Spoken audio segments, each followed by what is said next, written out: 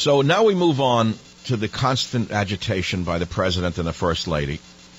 She gave a speech to young American Indians. I guess they call Native Americans.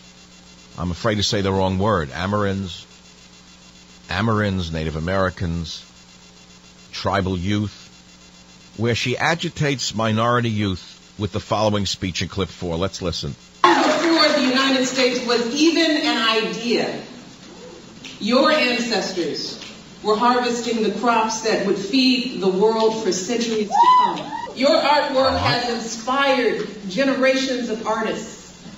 Your healing techniques have spurred great medical advances and saved countless lives. And today, on issues like conservation and climate change, we are finally beginning to embrace the wisdom of your ancestors.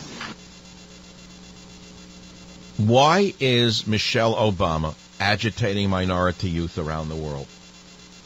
She went to London, she went to a Muslim girls' school, and she said, you look like me, I look like you. She told them how wonderful they were. Wherever she goes, she seems to be agitating. I can see inspiring minority youth who have low self-esteem, I suppose, but it's one thing to inspire people with the truth. It's another thing to agitate them into anger. Listen to clip 5 and tell me if you think this is appropriate for a First Lady. 5. As we all know, America hasn't always treated your people and your heritage with dignity and respect. Ooh. Tragically, it's been just the opposite. Oh, my God. Your traditions were systematically targeted for destruction. Can you believe this? Your people were forced to relocate far from the lands they lived on for generations. Young people just like you were sent to boarding schools designed to strip them of their language, culture, and history. Well, listen to this. This is the First Lady of the United States who's speaking just like a left-wing college professor trying to agitate minority youth against white people. And notice that she's talking about the Native Americans' language, culture, and history. God, if she only cared about America's borders, language, and culture. Then I would call her a First Lady. She's the first agitator. Listen to clip 6. Listen. Your religions and ceremonies were outlawed by so-called civilization regulations. Regulations that literally made your cultures illegal. You mean like you're doing? And while that kind of blatant discrimination is thankfully far behind us, you all are still seeing the consequences of those actions every single day in your nations.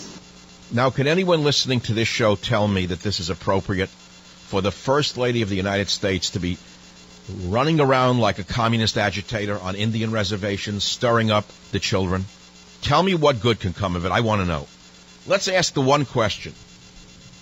Even if what she is saying is true about the distant past, does this help the children grow?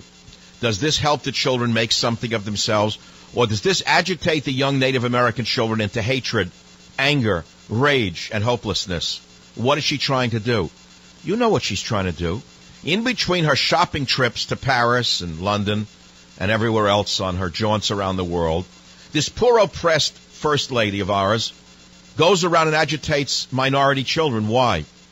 It's inappropriate, it's demeaning, and it's frightening that you put up with it. But of course, you didn't even know about it till I played it. Thankfully for you, I'm still allowed to find such things and show you what your first family is doing around the world. Michelle Obama to tribal youth. You got to listen to this again.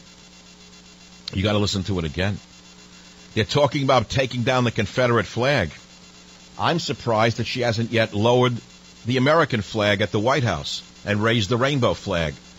They just about did it when they put the rainbow lights all over the White House, embarrassing 98% of the American people.